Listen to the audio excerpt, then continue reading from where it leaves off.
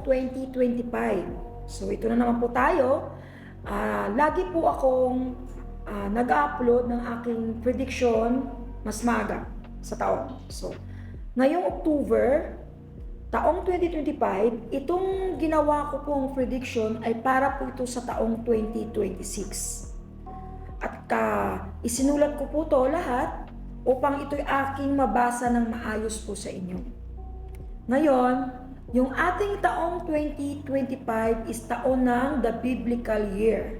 Ngunit itong taong 2026, year 2026 is a year of fears. So, ibig sabihin po nun, ito yung taong 2026 ay taon ng mabagsik na apoy, tubig at dugo. So, sa madaling salita, nabubuhay na naman ang bloody year.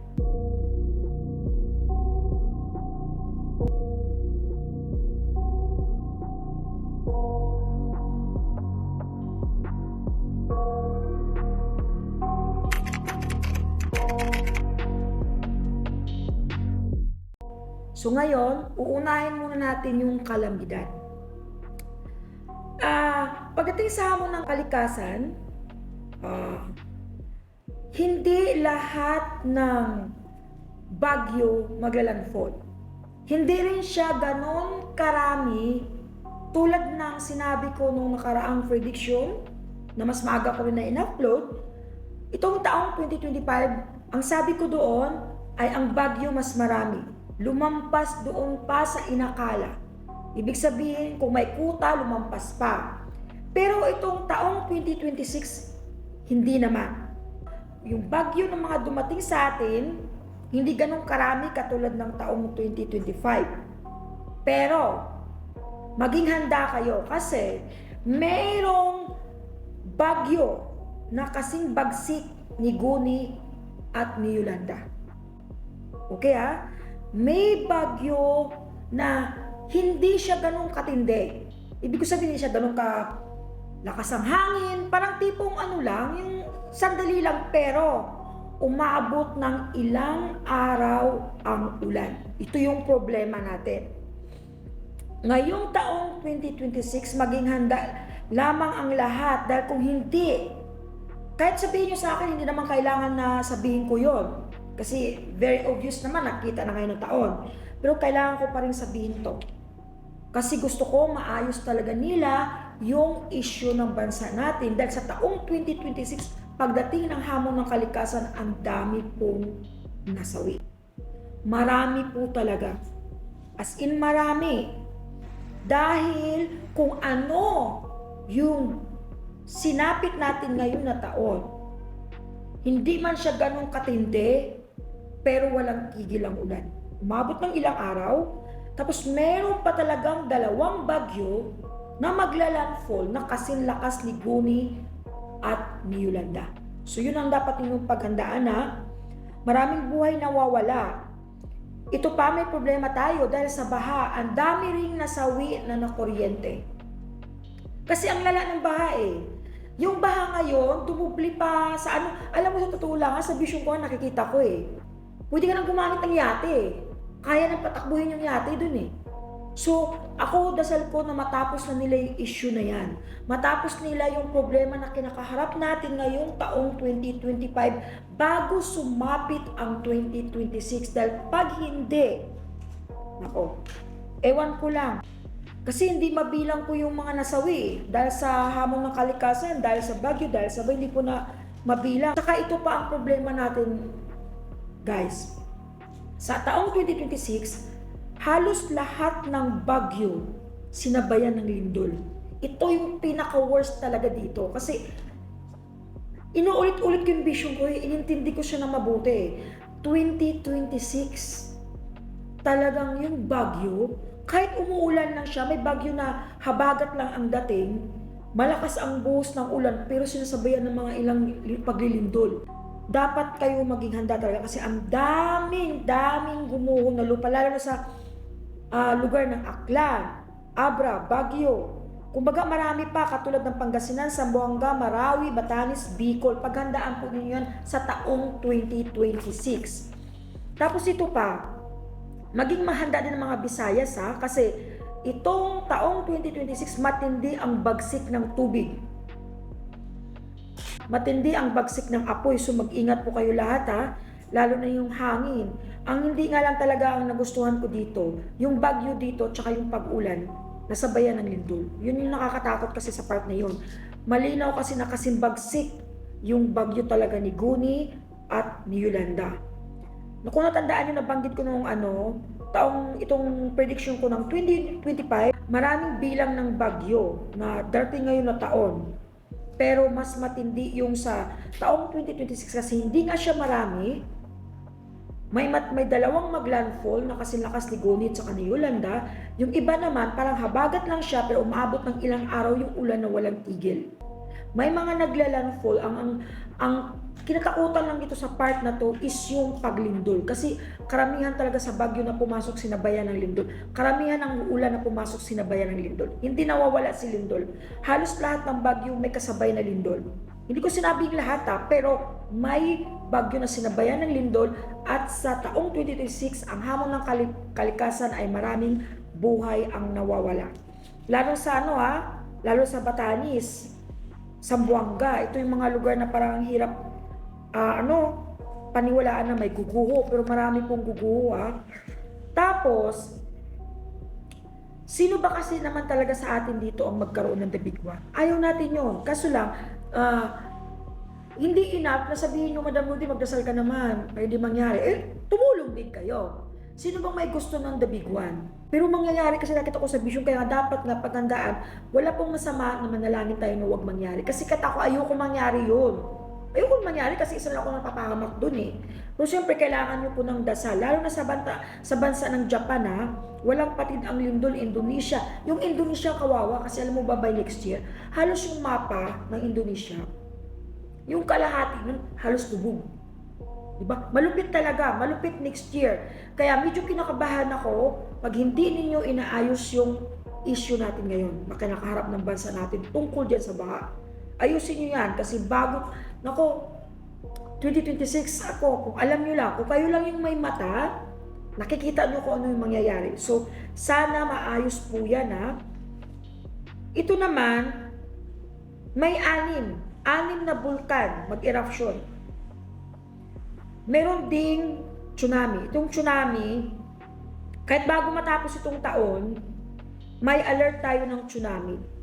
Although yung tsunami na mangyari hindi lang dito sa bansa natin kasi ito bago matapos ang taon merong tsunami ako nakita na mangyari sa ibang bansa. Okay, matinding tsunami po ito. Dalawang isya, bago matapos ang taon, dalawang isya ang magkaroon ng tsunami, bansang Isya. Pero sa taong 2026 ay maulit ito ulit. May tsunami ulit, pero hindi ako nagbanggit na lang ng kung anong lugar kasi ayoko magbigay sa inyo ng mabahala kayo. Basta binanggit ko sa inyo bago matapos ang taong ito, may tsunami dalawa na mangyari sa bansang Isya. At maulit ito sa taong 2026 sa bansang Isya din, pero mas maraming bansa ang nakaranas na ng tsunami. At sa bansa natin, meron pong 6 na bulkan na mag-eruption.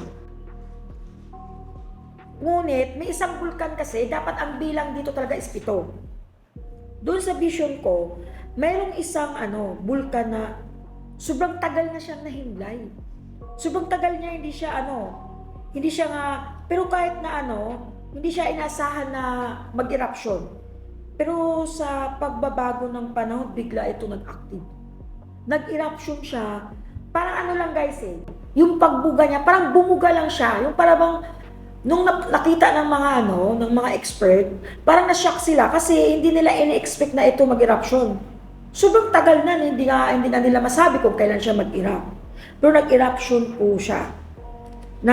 Hindi naman as in todo, pero nagbabadya na siya na ito yung unang buga ko. Asahan nyo na ako nahimlay ng sobrang habang panahon na hindi nyo inaasahan na ako mag-eruption, ako ay mag-eruption na. Ganun Pero yung 6 na bulkan sa taong 2026, dito sa bansa natin mag-eruption po. Ngayon, Yung biglang pag-eruption niya, maraming kaganapan sa dagat. Medyo maano talagang taong 2026 sa kalamidad. Yung, di ba, taon-taon nagpe-prediction tayo, di ba? So, lumalamang si politics, lumalamang si krimen. Itong taong 2026, lumalamang si kalamidad. Talagang malakas ang hatak ni kalamidad. Maraming pagbabago na di mo inasahan na mangyayari sa karagatan. Marami din po tayong aksidente sa karagatan. Hindi lang dito sa bansa natin pati sa ibang bansa, makaranas din po tayo. Meron tayong mangyayaring aksidente sa himpapawid na bumagsak po ito sa tubig. Bumagsak sa karagatan, himala na lang kung may 1 o 3 mabubuhay. Kaya mag-ingat tayo, matindi ang aksidente ng karagatan. Kaya nga sinasabi na 2026 is a year of fears. Bagsik ng tubig, bagsik ng apoy, at bagsik ng dugo. Magkaroon din ng plane crash, pero ang babagsak niya sa tubig sa karagatan. Lalo na daw lalo na kung yung mga mahilig mag-celebrate na doon sa dagat, sa yati, doon ginagawa. Sa taong 2026, iwasan niyo yan. Kasi sa totoo lang, may kaganapan sa dagat na hindi niyo inasahan. May eruption sa tubig na hindi niyo inasahan. Di niyo ba napapansin na medyo malimit na nangyari sa atin na yung mga lamang dagat ay pumupunta na sa dalampasigan? May po yan, may deepest explanation po dyan, Tapos lagi na kayo makakita ng whirlpool na mangyayari. Sea tornado, marami na rin eruption din sa dagat, meron na rin. Kaya kayo huwag kayong makalimot magdasal. Saka guys, wala namang masama kung magdasal kayo Yung kalamidad natin sa 2026, marami po akong nakitang masawi. Kaya kung anong problema ngayon, dapat sana ayusin. Okay. Isa rin ang mabagsik ang apoy. Itong sunog ng taong 2026, di ba napapansin ninyo, mataas ang sunog sa taong 2025. Mas mataas sa taong 2026. Pero, kadalasan na nasusunog ay mga chapel o simbahan. Di ko lang maunawaan kung ito'y sinadya bang sunugin o aksidente na sunog. Kasi kahit yung simbahan na bagong gawa, nasunog Mga taga-simbahan nalulungkot ako kasi maraming mga simbahan yun. Ang gaganda ng mga simbahan na yun Hindi ko alam kung anong meron sa taong 2026 kasi yung mga lugar na susunog is yung mga lugar na pinupuntahan kadalasan ng tao. Katulad ng hospital o clinic man, may nasunog. Lalo na sa Marikina, mag-ingat kayo. Ayan na naman tayo, nabubuhay na naman kayo sa taong 2026. Kayo naman yung lagi nasusunugan. Di ba yung Tondo, sunod-sunod ang sunog? Marikina, Quezon City, Caloocan, South Caloocan, lagi na lang po kayo nasusunugan. Sa taong 2026. Nakakalungkot lang kasi pati simbahan nadadamay Yung simbahan, hindi ko nga lang maintindihan kung bakit kakasunog lang ng simbahan, meron ka naman mabalita ang sunog ng simbahan. At ito pa hindi mo maintindihan talaga, ang ganda ng simbahan, bago pang gawa, nasusunog. Nang hindi mo inasahan, hindi makakuha ng explanation yung tao. Although, meron ako nakita nitong napabalita na huli dahil sinunog yung simbahan. Yung apoy sa taong 2026, nakakalungkot. Pati terminal ng bus may nasusunog. Sa taong 2026, mga terminal ng bus malimit po kayo masunugan dyan sa taong 2026. Kaya mag-ingat po kayo Hindi po biro na masunugan. Huwag lang tayo talaga makalimot na mag-ingat, manalangin tayo kasi matindi po ang kailangan din tayo magpahalaga sa mga kalikasan natin. Tingnan natin yung mga kuryente lalo na sa Luzon at probinsya, magkaiba man ang lugar, pero sa Pilipinas kasi mangyari ito dahil matindi ang bagsik ng apoy. Walang pinipili kahit MRT, kahit LRT, train station. Yun yung mga malugar na tinutupok ng apoy na hindi ko mawari kung ano talaga yung dahilan. Lalo na simbahan, nalulungkot ang simbahan. Tapos malakas ang enerhiya ng apoy at tubig sa taong 2026. Malakas ang enerhiya ng krimen. Okay, bloody year, mabubuhay sa taong 2026. Meron ding mga apoy na Hindi lang sa kuryente, may iba na dahilan na sinasadya yung sunog. May isang bus pa ako nakita na sunog dahil maaari nga ito ay makinig kayo sa bawat pasahero na pasakayin nyo kasi may bus ako nakitang nasusunog natupok talaga ng apoy kaya mahalaga na suriin yung mga sasakyan nyo kasi meron pang sumabog. Hindi ko maintindihan bakit ang taong 2026 ang Pilipinas akala mo impyerno na maya-maya may sunog. Okay la, huwag kayong basta magpakampante sa taong 2026 kasi hindi lahat ng sunog ay natural cause. Karamihan po may gumagawa ng hindi maganda. Yung iba pa po may personal issue. Okay. Punta naman tayo sa aksidente sa krimen.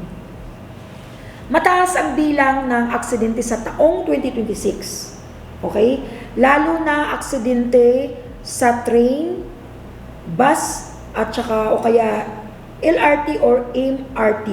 Maraming aksidente na kung saan sumasalpok yung sasakyan sa isang establishmento o kaya may nakita pa ako dito na kilalang personalidad na aksidente.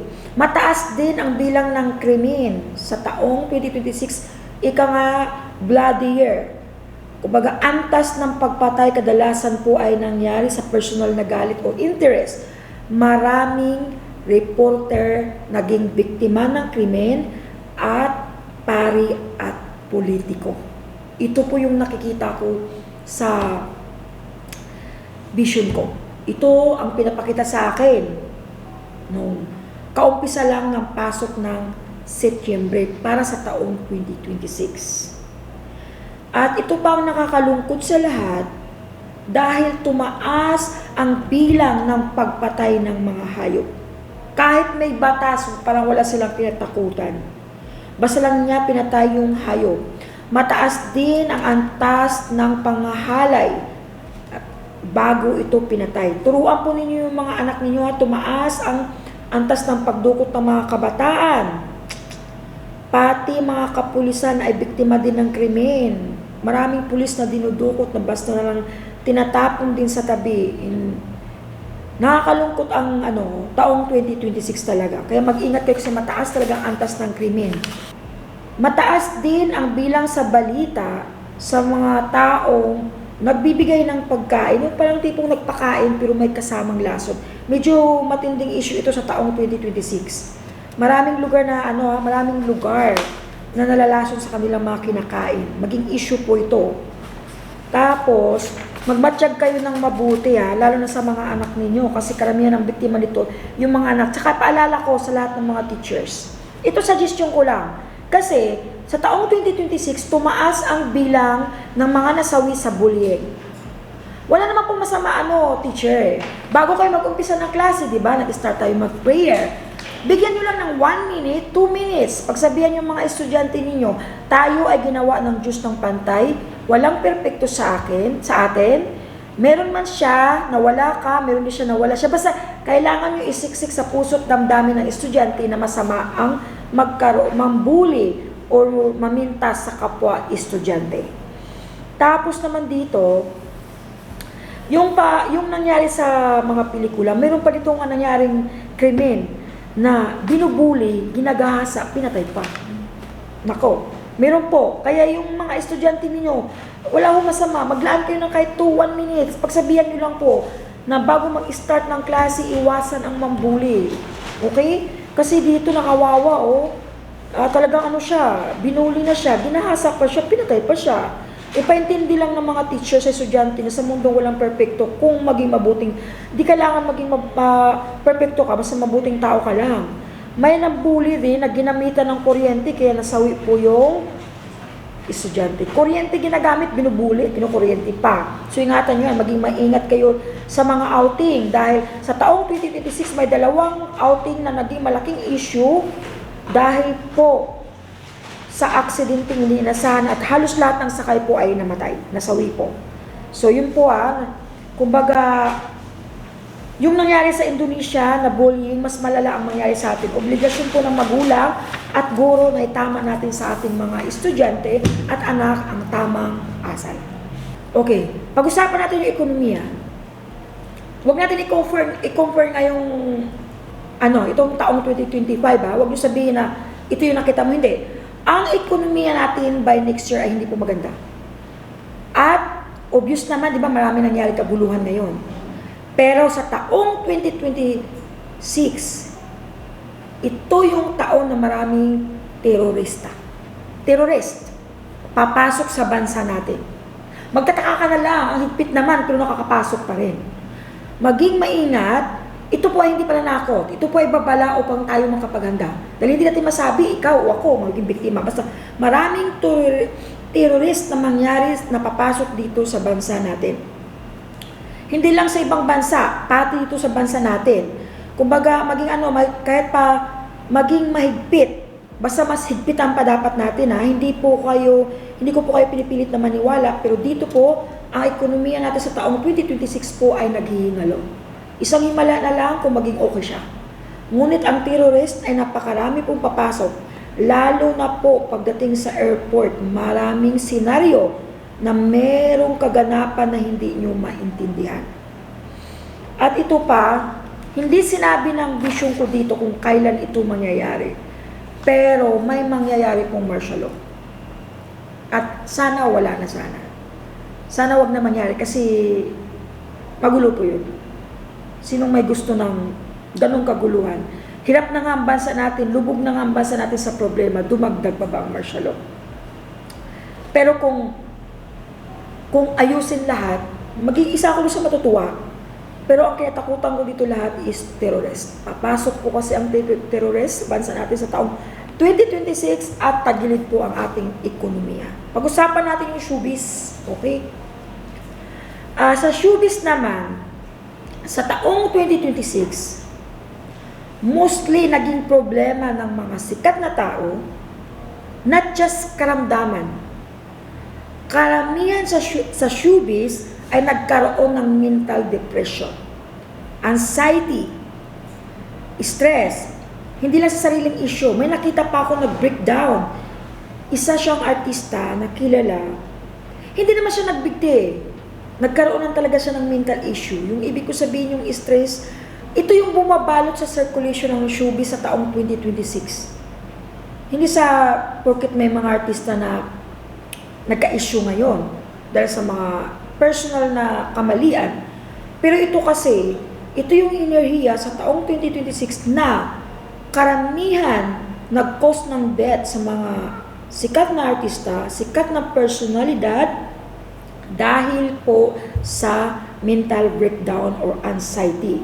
Meron din akong nakita na isang kilalang tao, personalidad o showbiz man siya, na buong akala nila na aksidente siya kaya siya nasawi. Pero hindi nila alam na krimen pala yun. Pero naimbestigahan naman. Kaya mag-ingat kayo sa mga hindi porket na yung isang tao ay sikat ka, kilala ka, pero huwag ka rin kayo masyadong magtiwala sa mga bodyguards. Okay? Kilatisin nyo muna, alamin nyo muna kung anong background bago nyo po siya kukunin. Mataas ang bilang ng mga kilalang personalidad o artista, pero mababa ang bilang ng mga veterano at veteranang artista na masawi. Mas mataas yung mga hindi veterano at hindi veterana. Meron pa dito na sikat na ito, sobra, baguhan lang ito, pero nasawi ito bigla. Tinatawag nilang sudden death caused by accident ang senaryo niya. So, may bagong sibol din ng mga bata na mapahamak. Basta karamihan po, guys, na nasawi sa taong 2026, karamihan ay hindi po mga veterano. Hindi po mga veterana. May dalawang artista din akong nakita na masawi sa aksidente. Kumbaga, naranasan na nila itong maaksidente, pero na-aksidente sila uli, sa tindi ng impact po, ay nasawi po ito. May isa na akong nakitang Big Brother member, na kung saan inatake ito at nasawi rin. Mag-ingat lahat ng mga vlogger. Ito, vlogger, included myself, kasi vlogger din naman ako, maging biktima ng krimen. May nakita ako isang vlogger na habang naka-live siya, bigla na lang po ito pinatay sa harapan ng kamera. At ito pa, walang pakialam yung pumatay sa kanya. Kasi kusang sumuko matindi yung galit niya sa vlogger na to. Isang senaryo ng pangyayari na kilala sa personalidad din. Bagong kasal at nasawi rin. Kakasal lang guys. Kasal sa araw ng kasal lang nila. Nasawi po ito. Mostly po sa mga artista, na maraming issue sa kanilang kalusugan. Kung nagkaroon ng kumbaga, karamihan ng artista na naging cause ng kanilang karamdaman na nauwi sa pagkasawi, yung stress talaga at saka anxiety, depression. Totoo yan, talagang matindi yan, matindi kalaban yan, talagang kinakain yung lamang mo dyan. Para kang naaagnas, parang kandila na sinisindihan, ganda na upos. Kung hindi ganun tibay yung kalooban, kaya maganda mayroong suporta sa pamilya. May nakita rin akong artista na nagluksa din siya dahil sa pangyayari sa anak niya. Ano pa naman to, napakasikat pa naman itong mag-asawa na to. Kaya para sa akin ni mayaman ka man o hindi, o sikat ka man o hindi, di mo naman kailangan maging perfectong tao, maging mabuting tao ka lang. Saka lagi ka magdasal. Ito pa, may dalawang artista akong nakita na aksidente sa karagatan, bukod sa himpapawid may mga ilang, itong taong 2026 mataas ang bilang ng mga nasawi ng mga komedyante. Totoo yan. Mataas ang bilang nila, marami-rami sila, mas mataas. Kaya, lalo na sa mga mang-aawit, yung biglaan na lang, basta lang siya guys hindi ganun kataas, bilang lang yung sa mga veterano, mostly talaga sa mga baguhan o bagong sibol o kaya mga vloggers. So mag-ingat po tayo Okay, pandemya. Ito na, pandemya, napaka-importante. Marami sa ibang bansa ang magla-lockdown. Ito na. Dahil bumalik na naman yung pandemya issue natin. Lalo na sa bansa ng Asia, lalo naman sa bansa natin. Okay guys? Maraming bansa sa may lugar sa probinsya ng Pilipinas na magla-lockdown. Depende na po dito sa Maynila. Isang sakit siya na isang bakterya na mahirap pigilan na kinakain yung lamang loob natin. At, take note lang po ninyo itong pandemya na mangyayari sa taong 2026, ito po ay 3 klase. 3 pandemya at babalik din po si monkeypox sa 2026. Ito may part ng Luzon na magla-lockdown. Pero sa probinsya talaga mostly ni-lockdown talaga nila kasi ang bilis kumalat Ang bilis sila kumalat. Kaya mahalaga po sa atin para po itong klaseng pandemya na isa, parang isang halimaw na pumasok sa katawan natin na kinakain yung mga laman-laman natin. Kung may sakit ka pa, talagang matutumba ka na lang. 3 pandemya po to papasok 3. Isa po dito magbabalik. Yung isa, narinig na natin yan, pero hindi talaga usually naging serious pumasok sa atin. Kasi sa taong 2026, isang bago, isang magbabalik, isang nangyari na, basta lahat yan sila papasok sa taong 2026. Kaya kung ang instruction para tayo makaiwas at hindi agad kumalat ng ganong kabilis, pero ang nakakatakot ito yung bakterya. Kasi, ayoko na lang siguro ayokong mahirap magsalita sa mga taong mahirap din sumunod. Maging maingat din kayo sa mga kinakain ninyo. Kasi isa sa mga pandemyang ito, nanggaling po sa kinakain natin. Okay, kahit matanda o bata, grabe biglang nasawi. Tsaka hindi lang nakakalungkot pa, itong pandemya na to, may isang kilalang sikat na artista. Bata pa to.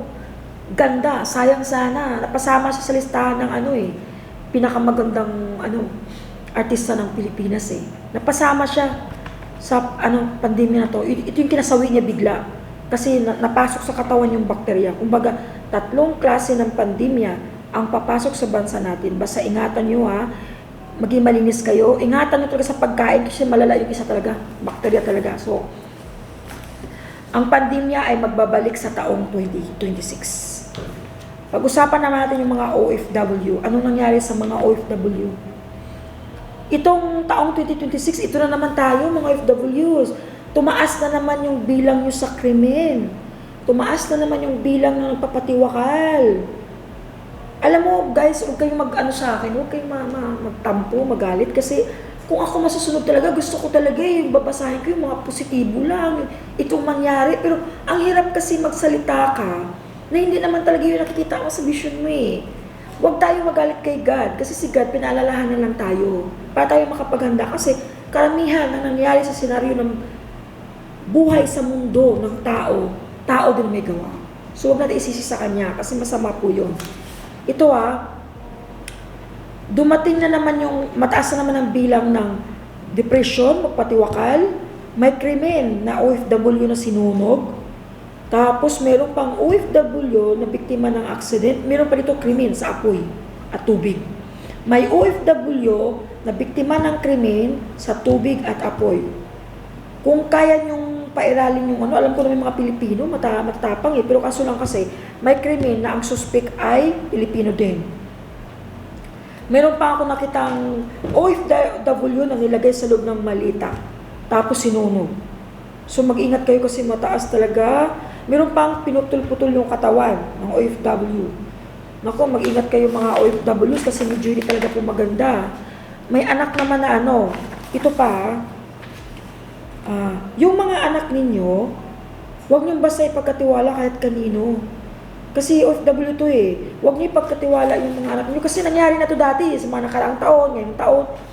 Ito kasi kailangan talaga guys na iipasiksik natin sa utak natin na mahalaga yung mahalaga yung safety. Tsaka magkaroon naman kayo ng pahalaga at pagmamahal sa mga OFWs. Hindi yung puro hingi lang. Subukan nyo naman kumustahin sila. Kasi yung depression, maraming nag-suicide, may aksidente rin. Pero hindi ganun karami yung aksidente. Suicide, tsaka krimen mataas sa mga OFW. Kaya mag-ingat ha, basta huwag kayong basta-basta magtiwala mga OFW kahit kanino ha. Mag-ingat kayo palagi. Mga OFW, aksidente sa tubig, tsaka apoy. Meron dito krimen sa apoy, krimen sa tubig. So, yun na ngayon, mataas ng ansin. Kaya ako tinawag na mabagsik, kasi ang bagsik talaga guys. Walang pinipili, matindi eh. Bagsik na mabagsik talaga. Ngayon pag-usapan natin yung ibang bansa. Alam mo sa ibang bansa, maging maingat po kayo. Dahil sa ibang bansa, mataas ang antas ng aksidente sa taong 2026. Nangibabaw yung aksidente sa ibang bansa, lalo yung tinatawag nilang MTR. May aksidente rin ako na halos tupok. May aksidente rin ako nakita na nag-cause, hindi ko rin masisi kung sa ibang bansa kung ano bang cause ng paglubog. Okay? Dito kasi, sa ibang bansa marami namang lindol na mangyari. Maraming eruption din. Pero, yung aksidente mas mataas. Maraming nasawi nga dito, may OFW pa, lalo sa US, Japan, ang Indonesia, sa ibang bansa pa, maraming masawi dahil sa kalikasan. May nakita pa akong 3 pinuno ng ibang bansa. Isa po dito ay Asia. Dahil sa aksidente at iba po ay hamon ng kalikasan. May 4 na giyera sisiklab sa ibang bansa at ang isa ay bansang Asia. Ulitin ko ulit 4 na giyera na mangyari sa ibang bansa, included na doon yung bansang Asia. Ang bansang ito ay maraming kaganapan tulad ng lindol. Kasi yung iba, huwag nyo sabihin normal na yan. Para bang, pag sinasabi nyo kasing normal, ina-accept nyo na mangyari, inaasahan nyo na mangyari. So kung inaasahan nyo yung masamang mangyari, so bakit kayo nagko-complain kung mangyari na? Hindi po ba dapat isipin hindi yun mangyari? I-try mo i-manifest, hindi yun mangyayari. Pero yung iba kasi, ang katuwiran, mangyayari yan talaga yung lindol, normal na yan. O di, lagi nangyayari. Ibig sabihin, kung maglindol, huwag ka mag-complain. Kasi alam mo na pala na mangyayari. Dapat magdasal po tayo ha. May bagyo na dumuble ang bilang ng sawi. Yung nangyari sa US, may lugar doon na maraming missing, maraming nawawala. Maging maingat kayo sa maraming terrorist na pagsalakay sa ibang bansa na mangyayari. So, ito na yung ito yung kinatakutan ng lahat na kung saan minsan may krimen, may pangyayari ng dahil sa pera. Iba ang nagagawa ng pera kasi ang mga tao minsan nawalan ng puso. Alam mo yung walang pakialam na sa kapwa nila. Kumbaga, yung lamig sa ibang bansa, palagay natin sa 100% yung lamig na ice, na snow, naramdaman nila 50% lang. 40% lang. Pero sa taong 2026, maramdaman nila triple ang lamig. Triple marami pong nasawi sa ibang bansa dahil sa lamig. Maganda lamang po mga OFWs kasi may OFW nasawi dahil sa lamig ng klima. Maraming nasawi po talaga sa ibang bansa pagdating po sa hamon ng kalikasan. Pagdating sa kalikasan. Pagdating naman sa showbiz, maraming nasawi mga taga-Hollywood.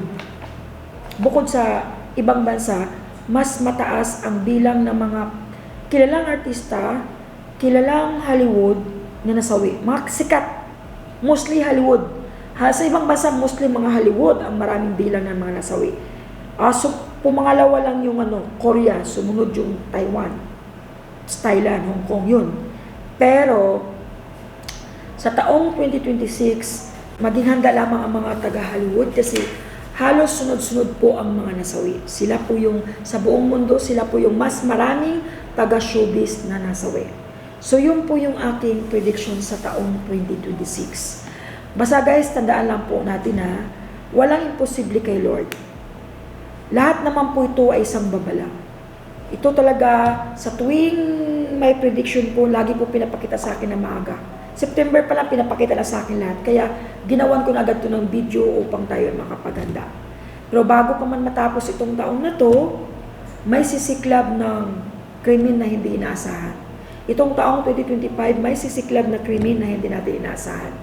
Isang krimen na talagang sinadyan at hindi lang 10 o 15 katao. Kung hindi maging alerto lahat, kung hindi maging maingat lahat, mangyayari po yung nakikita ko. So, hanggang dito na lamang po yung po aking prediction sa taong 2026. It's a year of fears. Kumbaga, ang taong 2026 ay taong ng babagsik na apoy, tubig at dugo. Maraming salamat po sa inyong lahat at mag-ingat po tayo.